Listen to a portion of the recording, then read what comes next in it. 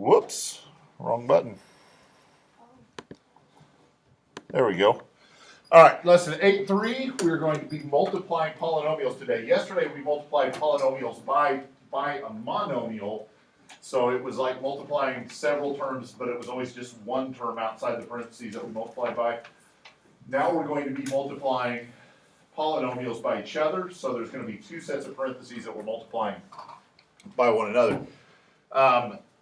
This first objective, multiply binomials by using the FOIL method. FOIL is going to be something you're going to hear teachers from now on talking about. Whenever you have problems, they'll say the first step you need to do is FOIL, or the first, somewhere along the way you've got to FOIL it. And so it's just kind of a short abbreviation for a method of solving some multiplication of binomials. We're also going to multiply polynomials by using distributive property. What is a binomial? It has, it's a polynomial that has two terms. And then a polynomial can be what? Four or more. Well, it can be any. It can be one, it can be two, it can be three. It's just, poly just means many, or several, or whatever. So it can be just one term, or it can be four terms, or it could be 8 terms. Polynomials is just kind of a generic term. So here we go. There we go. Multiplying binomials by using the FOIL method. FOIL is just an acronym or an abbreviation. Each letter of FOIL stands for a specific part of the problem that we're going to multiply. And so we have two sets of parentheses, right? And the first thing that we're going to do is multiply the first terms of the parentheses. So what are the first terms of the parentheses?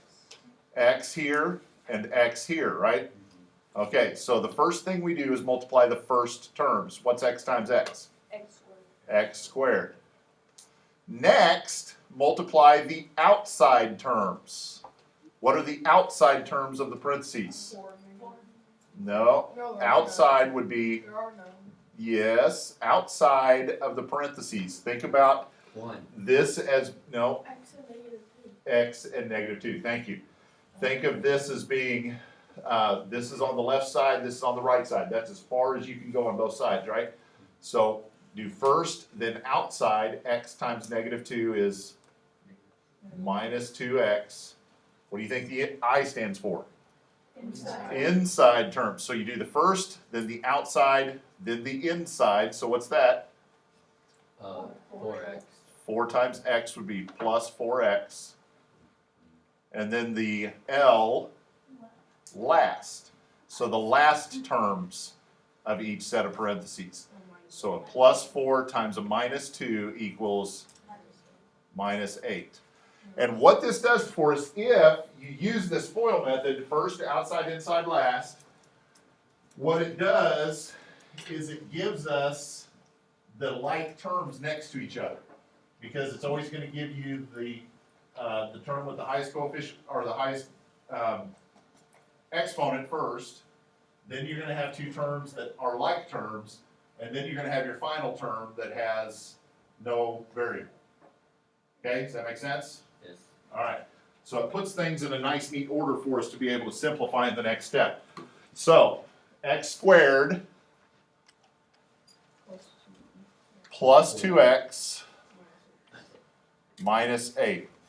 And that is where we end it, okay? So I just have several more examples of this using the FOIL method. Multiply binomials using the FOIL method. So first terms, 2y times 3y. 6y squared. Then the outside terms, 2y times plus 5 is 10y. And then the inside terms, minus 21y. And then the last terms. So minus 35.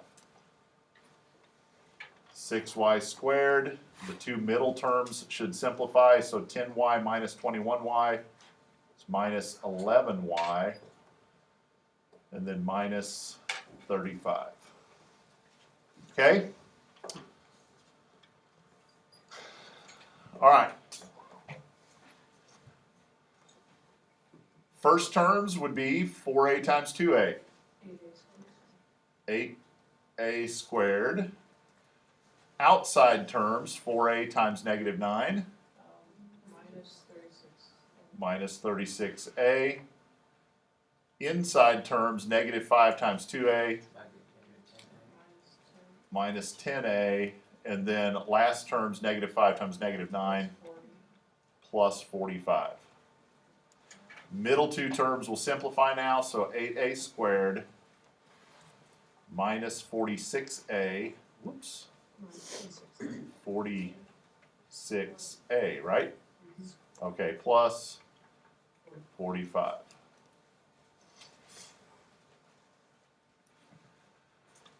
Last example of FOIL before we move on to distributive property. First, 4b times 3b. 12b squared. 4b times plus 2 plus 8b. Negative 5 times 3b minus 15b. And then minus 5 times plus 2 minus 10. So, middle two terms simplify. 12b squared minus 7b minus 10. Okay, not too bad, right? The next thing we'll do here, using distributive property to multiply polynomials, it's very similar to what we just did with FOIL, except now there's not a handy little abbreviation to use because we've got more terms. Okay? But it's very similar to what we just did. Really, another way to think about what we did back here on this slide. First thing I did was multiply 4b times 3b, right? So I did this. Next I did this. And then I moved to the next term. So then I went, oops, I meant to change colors there, sorry. So you keep track of it. Then I went here, and then I went here, right? So do everything with the first term, then do everything with the second term in that first set of parentheses. Kind of the same thing we want to do here. I want to take this first term and get everything inside that next set of parentheses. So 6x times 2x squared. 12x cubed. And then 6x times minus 3x minus 18x squared. And then 6x times minus 5. Minus 30x. All right. Now, I want to do this last term. So it's 5 times 2x squared. So plus 10x squared. And then a plus 5 times negative 3x. Minus 15x. And then a plus 5 times a minus 5. Minus 25. This one doesn't quite line up quite as neat as the last one because it's not just the inside, the terms that need simplified are not right next to each other now, but you guys still are pros at this. It's not going to be a problem. We have a 12x cubed, which stays the same. Then a minus 18x squared and a plus 10x squared. Minus 8x squared. And then a minus 30x minus 15x. Minus 45x. And then minus 25. As long as the polynomials that we're multiplying are written in standard form, which means they're written both of them with greatest exponents to least exponents, then we're going to end up with always this first term that won't simplify with anything and a last term that won't simplify, and all of the inside terms are going to simplify somehow. Does that make sense? Now, if things are jumbled up here, then that messes up what happens next, but. All right, same thing. We're gonna take these first term, the first term, and multiply it by everything in the next set of parentheses. So 2y squared times 3y squared. 6y to the fourth, and then 2y squared times minus 5y. Minus 10y cubed, and then 2y squared times plus 2. So plus 4y squared.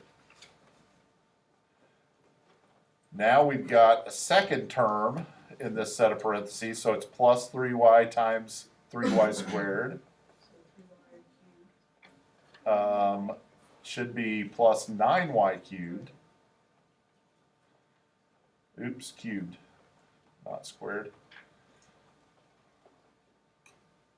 9y cubed.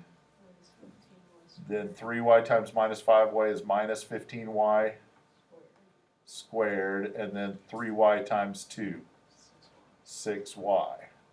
Oops, I need a plus sign there. That's not very good. That's all jumbled up.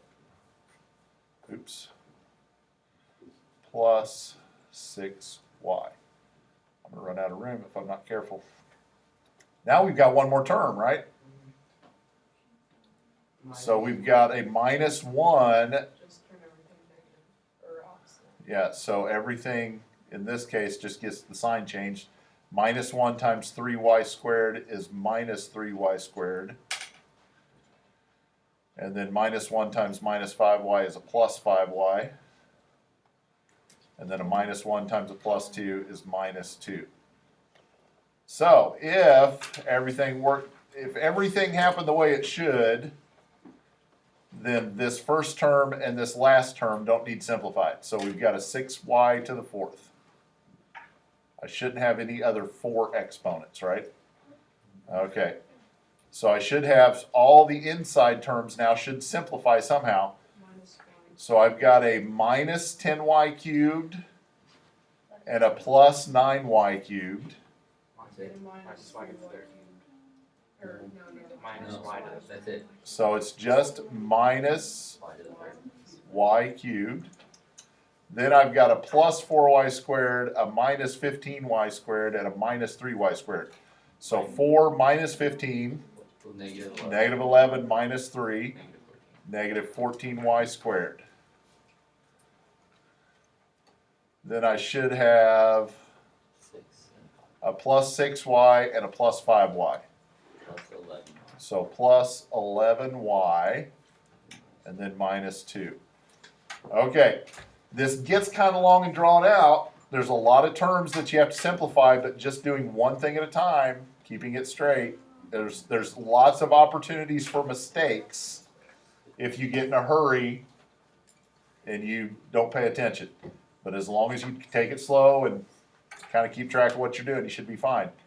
It's not that you don't know how to do this, it's just you're going to get tripped up somewhere along the way if you move too fast. So I got a worksheet for you today. You get to multiply polynomials.